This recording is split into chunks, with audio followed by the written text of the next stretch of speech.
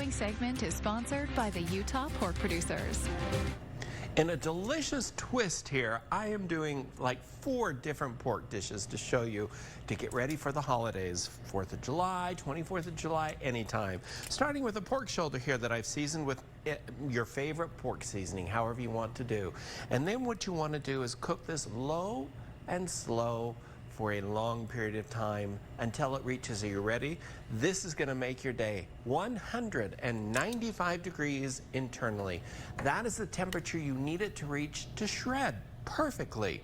And so once you do that, you're going to have the most amazing pork sandwiches, which we will finish up here in just a little bit. Now also I have some pork chops. These are the bone-in pork chops. I think they have a better flavor. And I've added onto it my favorite seasoning for pork.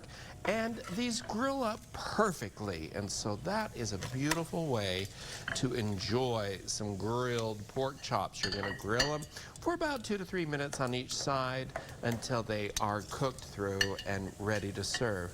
Now, another complaint I always get from people when they're like, oh, we do pork, but it's always so dry. You're overcooking it. You don't want to do that. And that's where carryover cooking comes into place. Now, I have pork loins right here. The USDA recommends cooking them to 145 degrees internally.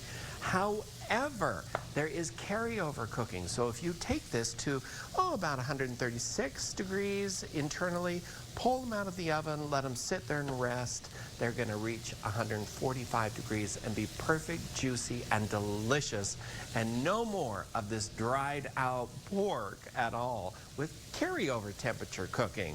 So from grilled pork chops to shredded pork, I'm going to show you how when we come back to finish up some delicious shredded pork sandwiches with coleslaw. And I've got the greatest trick that I just learned when it comes to barbecue sauce. I'll share it with you when I come back. Yeah. I'm kind of guilty of overcooking myself because I don't want to get sick. You know, I want the chicken. Use that thermometer. Yeah. Oh, heavens no. We'll talk about that when we come back, Ron. Okay. All right. The following segment is sponsored by the Utah Pork Producers. Delicious pork is on the menu today, and I'm showing you how to wrap up with some shredded pork sandwiches. Now, of course, years ago, Ron said at the very end, I don't want to get sick. This is a silly notion at this point in our lives, because years ago it was true. You had to cook pork a long time into shoe leather. Not anymore. A lot of us still are in that mentality, and you certainly don't need to. The USDA recommends 145 degrees for pork loin. With the carryover temperatures, I take mine out at about, I'd say 135 degrees. And then what I'll do is let it carry over to 145 degrees so it is safe to eat and amazingly delicious. Now, I did just add my barbecue sauce onto there, and the big trick that I have learned is by adding just a taste, a little bit of soy sauce and oyster sauce to your barbecue sauce really blossoms that umami flavoring, and so that is a great tip when it comes to adding some flavor to your barbecue sauce.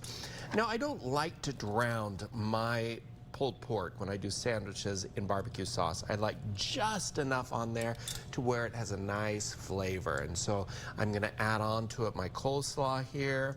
That is just a simple little coleslaw that goes so well with our pulled pork sandwiches. Yum!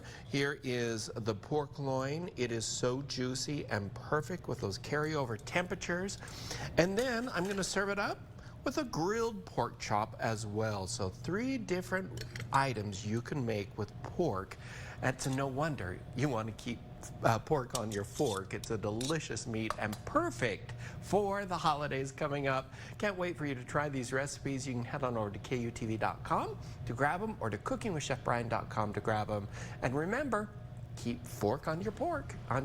Keep pork on your fork. I like that. Got the trifecta going there. Okay. Thanks.